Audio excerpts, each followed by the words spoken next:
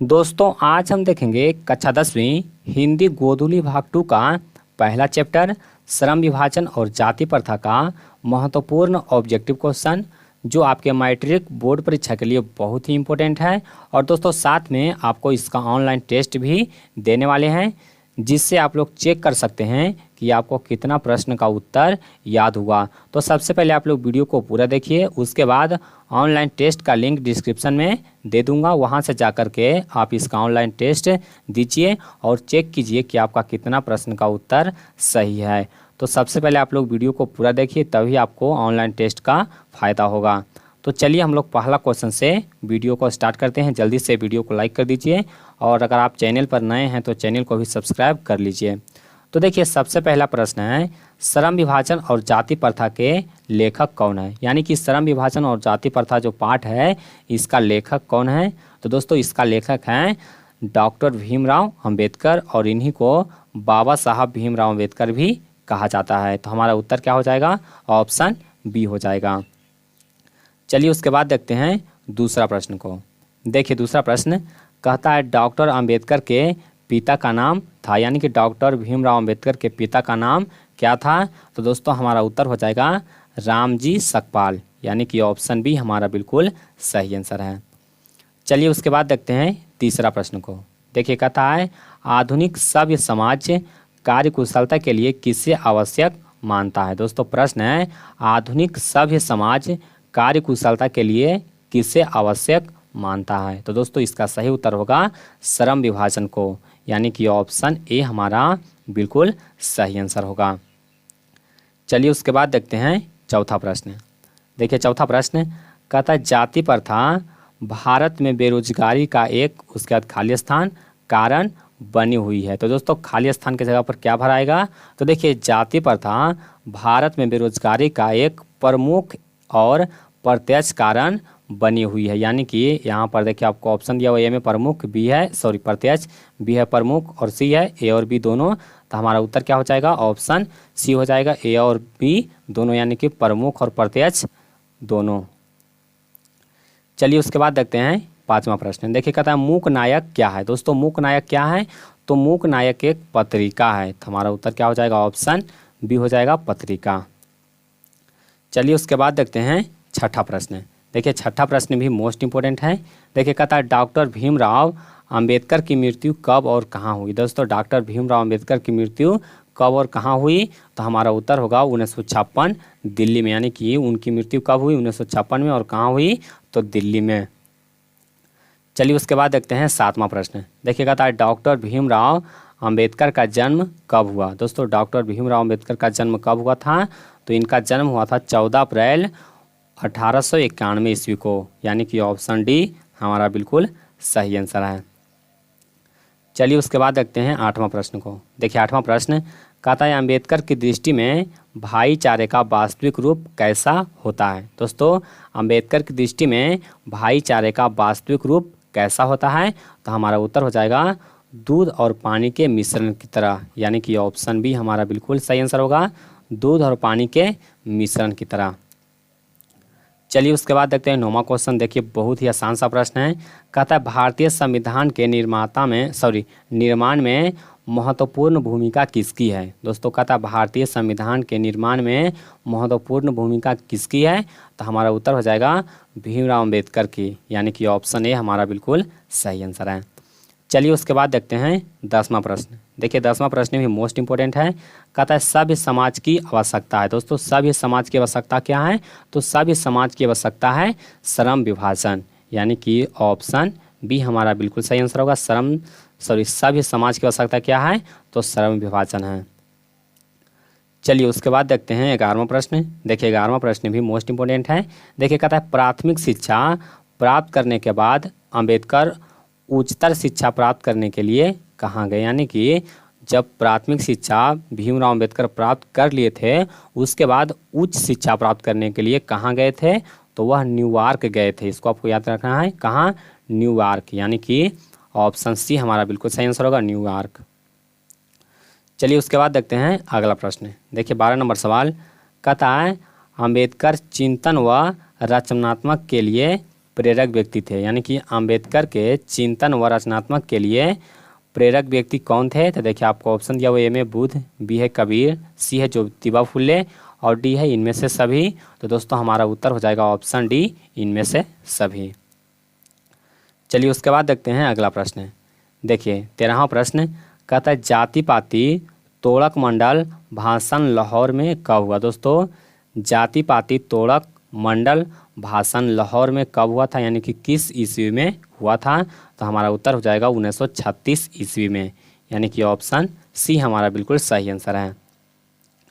चलिए उसके बाद देखते हैं अगला प्रश्न। देखिए कहता है श्रम विभाजन और जाति प्रथा क्या है? दोस्तों श्रम विभाजन और जाति प्रथा क्या है? तो देखिए आपको ऑप्शन दिया हुआ ए में कहानी, बी है भाषण, सी है निबंध और डी है साक्षात्कार। तो दोस्तों इसका सही आंसर हो जाएगा निबंध, यानी कि ऑप्शन सी हमारा बिल्कुल सही आंसर है। श्रम विभाजन और जाति प्रथा क्या है? तो यह एक निबंध है। चलिए उसके बाद देखते हैं अगला प्रश्न। देखिए 15 नंबर सवाल, ये भी मोस्ट इंपॉर्टेंट सवाल है।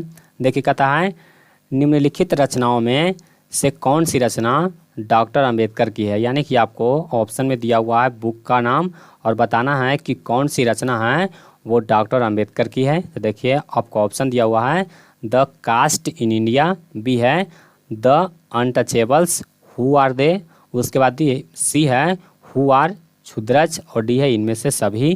तो दोस्तों ये तीनों पुस्तक जो रचनाकार हैं वो कौन है? डॉक्टर भीमराव अंबेडकर हैं। तो हमारा उत्तर क्या हो जाएगा? ऑप्शन डी हो जाएगा, इनमें से सभी। चलिए उसके बाद देखते हैं अगला प्रश्न।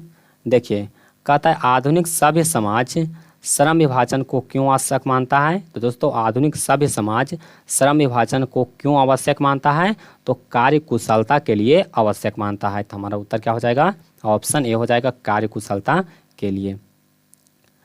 चलिए उसके बाद देखते हैं अगला प्रश्न। देखिए 17 नंबर सवाल, ये भी मोस्ट इंपोर्टेंट है। देखिए कहता है कि श्रम विभाजन और जाति प्रथा पाठ बाबा साहब के किस भाषण का संपादित अंश है? यानी कि श्रम विभाजन और जाति प्रथा जो पाठ है वो किस भाषण का संपादित अंश है? तो दोस्तों हमारा उत्तर हो जाएगा एनिहिलेशन ऑफ कास्ट, यानी कि ऑप्शन सी हमारा बिल्कुल सही आंसर है, एनिहिलेशन ऑफ कास्ट। चलिए उसके बाद देखते हैं अगला प्रश्न। देखिए 18 नंबर सवाल। देखिए कहता है कि अंबेडकर के भाषण एनिहिलेशन ऑफ कास्ट को किसने हिंदी में रूपांतरण किया? यानी कि अंबेडकर के भाषण, यानी कि अंबेडकर जो भाषण था एनिहिलेशन ऑफ कास्ट, ये इंग्लिश में दिया गया था, तो इसको हिंदी में किसने रूपांतरण किया? तो हमारा उत्तर होगा ललाई सिंह यादव, यानी कि ऑप्शन ए हमारा बिल्कुल सही आंसर है। चलिए उसके बाद देखते हैं 19वां क्वेश्चन। देखिए 19वां क्वेश्चन कहता है कि अंबेडकर का जन्म किस परिवार में हुआ था? तो दोस्तों आप लोग जानते होंगे कि डॉक्टर भीमराव अंबेडकर का जन्म हुआ था वो एक दलित परिवार में हुआ था। हमारा उत्तर क्या होगा? ऑप्शन सी होगा। चलिए उसके बाद देखते हैं 20वां क्वेश्चन।